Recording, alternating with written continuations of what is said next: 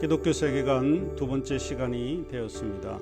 첫 번째 강의에서 우리는 신명론을 잠깐 살펴보았습니다. 신명론은 하나님의 명령 이론이라고 이야기를 했습니다. 하나님은 도덕적으로 또 윤리적으로 옳지 않은 일을 명령할 수 있는가 하는 것입니다. 이 가나안 정복과 연관된 성경 이야기 외에도 하나님께서 아브라함에게 이삭을 바치라고 말씀을 했습니다.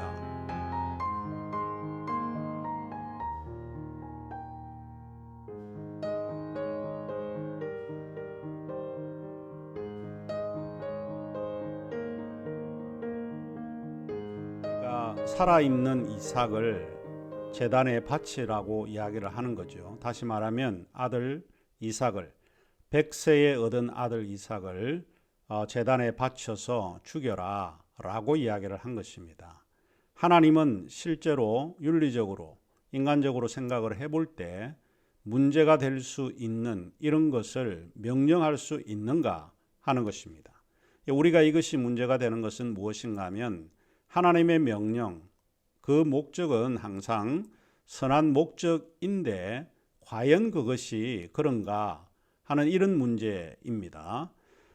그리고 사실 이 신명론은 우리가 에우티프론 딜레마로 여기는 경우가 굉장히 많이 있는데, 그러면 에우티프론 딜레마라고 하는 게 무언가 하는 것입니다.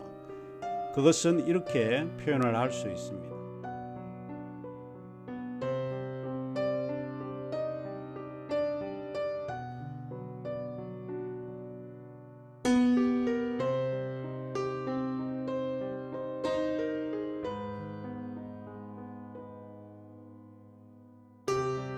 경건한 사람은 경건하기 때문에 신의 사랑을 받는 것일까? 아니면 그는 신의 사랑을 받고 있기 때문에 경건한 것일까?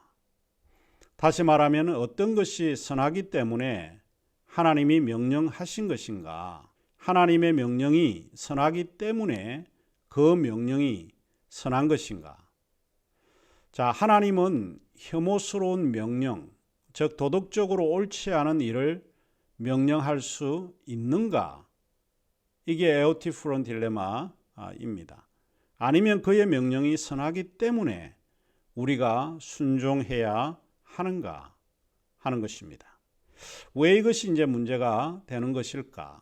하나님은 도덕적으로 윤리적으로 옳지 않은 일도 명령하시는가 하는 문제 때문에 하나님의 선한 목적과 상반되어진다라고 하는 생각을 많은 사람들이 하고 있는 것입니다.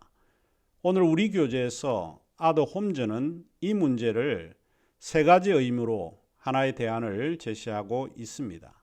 저는 이 대안이 참 옳다고 생각을 하고 있습니다. 첫째로 우리의 도덕적 의무의 내용은 하나님께서 우리를 위해 의도하신 것이라고 하는 사실입니다. 그래서 결국 어떤 명령을 내리거나 그 명령의 내용은 우리를 위한 것입니다. 둘째로 하나님께서 우리의 도덕적 의무의 궁극적 원천이라고 하는 사실입니다. 세 번째로 그러므로 하나님의 명령은 우리 모두에 대한 적법한 권위를 가지고 있다라고 하는 이야기입니다. 이 세 가지를 아더 홈즈는 이야기를 하고 있습니다. 자, 우리가 다루어야 할 기독교 세계관에서 가치는 결국 우리의 가치보다도 하나님의 가치에 두어야 한다라고 하는 것을 기억하면 좋을 것 같습니다. 그런데 이 가치가 하나님의 품성을 드러내고 있다는 사실입니다. 이번에 우리가 기억을 해야 할 것은 하나님의 도덕적 관심에서 두 가지 것을 기억을 해야 합니다. 하나는 정의이고 또 하나는 사랑입니다. 정의는 집단적이기 때문에 비인격적인 개념인 반면에 사랑은 인격적인 경우이기 때문에 개인적이라고 볼 수 있습니다. 우리가 인생을 살다 보면 사랑과 정의가 서로 충돌하는 경우를 많이 봅니다. 교회 안에서 일어나는 문제들을 생각을 해볼 때 한쪽에서는 정의를 외치는 사람이 있고 또 한쪽에서는 사랑을 외치는 사람이 있습니다. 그런데 예수님의 그 윤리적인 생각을 우리가 따라가 보면 사랑은 무엇인가? 개인적이고 인격적이라고 하는 것이고 사랑은 인격적입니다. 그러나 그 반대로 정의라고 하는 것은 집단적이고 비인격적이기 때문에 그것이 이제 문제가 될 수 있다는 거예요. 그 두 개를 혼돈하면 안 된다라고 이제 보는 것입니다. 미가서에 보면 미가서 6장 8절에 여호와께서 내게 구하시는 것이 오직 공의를 행하며라고 말씀하고 있습니다.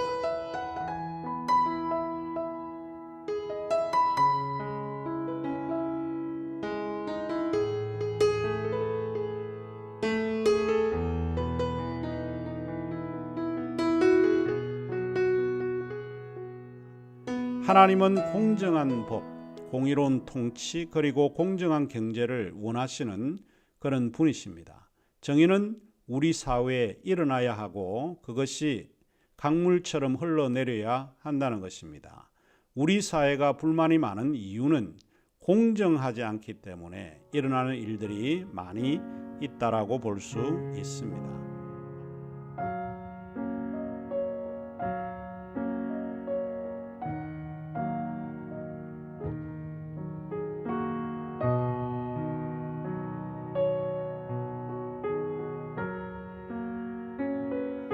아모스에서 이 정의에 대한 문제를 많이 다루고 있는데 하나님의 공법이 물같이 흘러야 한다라고 하는 아모스의 이야기가 정의에서는 굉장히 중요한 구절이 되고 있습니다. 우리는 하나님에 대한 의무는 다름 아닌 도덕적 의무로서 공의를 혹은 정의를 실천하고 그 정의를 우리가 받아들이고 이 세상 속에 실천을 해야 하는 것입니다. 그리고 정의만이 도덕적인 의무가 아니라 사랑도 하나님의 명령이고 도덕적 명령이 된다라고 하는 사실입니다. 하나님의 명령은 하나님을 사랑하는 것이 첫 번째 가장 어떤 명령이시고 그 다음에 내 이웃을 내 몸과 같이 사랑하라고 하는 명령을 내리신 것입니다. 하나님에 대한 사랑과 내 이웃에 대한 사랑은 불가분의 관계가 된다라고 하는 것입니다. 자, 그러면 이제 의무의 초월적 원천으로서 세 번째 우리가 생각해 보아야 할 것은 우리 인간이 하나님이 보시기에 가치가 있는 존재로 지으셨다라고 하는 사실입니다. 하나님께서는 목적을 가지고 인간을 창조하셨고 창조하신 후에 그가 지으신 것을 보니 보이기에 좋았더라라고 이야기하고 있습니다. 이것은 인간이 정말로 가치가 있는 존재라고 하는 것입니다. 지난 첫 번째 수업을 시작을 하면서 여러분은 어떤 가치를 가지고 있는가? 나는 가치가 있다고 생각을 하는가라고 하는 질문을 제가 드리면서 수업을 시작을 했습니다. 우리가 가치가 있다고 믿고 있고 가치가 있다고 확신하는 이유는 바로 여기에 있습니다. 하나님이 우리를 위해서 아들 독생자 예수를 이 땅에 보내주시고 십자가에 죽게 한 사건은 우리를 살리기 위해서 하신 행위입니다. 이것은 굉장히 우리가 가치가 있다는 존재입니다. 사람이 가치가 없는 사람에게 자기의 목숨을 내어주기는 어렵습니다. 자기에게 정말 소중한 사람을 위해서 자기의 생명을 내어주는 것이 이것이 자연적인 현상입니다. 하나님께서 아들을 이 땅에 보내셔서 우리를 위해서 죽게 하셨다라고 하는 것은 우리가 소중한 존재, 하나님 앞에서 귀한 존재, 가치가 있는 존재라고 하는 것을 이야기를 합니다.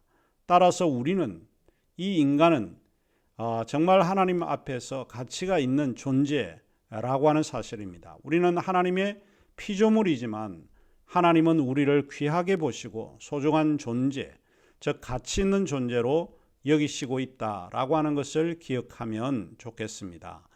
의무의 초월적 원천에서 하나님의 창조적 명령은 그의 뜻을 구하고 그가 의도하신 가치를 실현해 나가는 것입니다. 오늘 우리 교재에서 두 가지를 언급하고 있습니다. 하나는 내재적 목적론이고 다른 하나는 초월적 목적론입니다. 자, 이 두 가지는 조금 어려운 용어이긴 한데, 내재적 목적은 자연 안에서 역사하고 있는 내재적인 힘이 있음을 주장하는 견해입니다. 둘째로 초월적 목적론은 자연은 초월적인 하나님에 의해서 역사하고 있다는 견해입니다. 그러니까 이 세계는 결국 하나님에 의해서 움직여져 가고 있다라고 하는 것을 받아들이는 것이 기독교 세계관입니다. 결론적으로 이 장을 조금 마무리하면서 마치려고 합니다.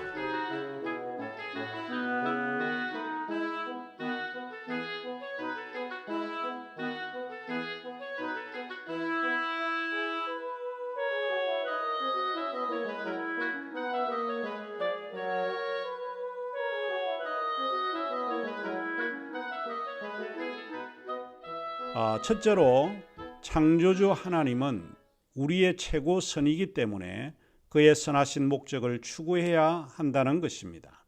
둘째로 창조주 하나님은 공의로우시며 사랑이기 때문에 우리의 목적이 공의롭고 자비로워야 한다라고 하는 것입니다. 셋째로 질서 있게 피조된 세계는 하나님의 선하신 목적이 이루어질 가능성을 가지고 있기 때문에 사실과 당위성과 연관되어야 한다라고 하는 것입니다. 마지막으로 하나님께서는 우리에게 우리의 희망이 되시는 그의 섭리와 은총을 통해서 이러한 선한 목적들을 추구하도록 명령하고 있다는 사실을 기억을 해야 할 것 같습니다. 자, 그러면 이 가치라고 하는 것은 요약을 해보면 그런 것입니다. 일단 가치가 무엇인가? 자기가 좋아하는 것, 관심을 갖는 것, 이런 것이 가치의 의미입니다. 가치가 선하기 때문에 우리는 가치를 지녀야 하고 가치를 욕구할 수 있어야 합니다. 그러나 그러한 가치는 기독교 세계관 안에서 하나님 안에서 이해되어야 하는 그런 가치라고 하는 것입니다. 그리고 그 가치는 하나님이 우리에게 명령하신 선한 목적에 따라서 그 가치를 실현해야 한다는 것입니다. 여러분은 이 기독교 세계관을 통해서 분명한 가치의 목적을 가지고 그 목적에 따라서 여러분의 삶의 방향이 결정되어지면 좋겠습니다. 그러면 기독교 세계관 12주차 수업은 여기서 마치고 제13주에 다시 뵙도록 하겠습니다. 감사합니다.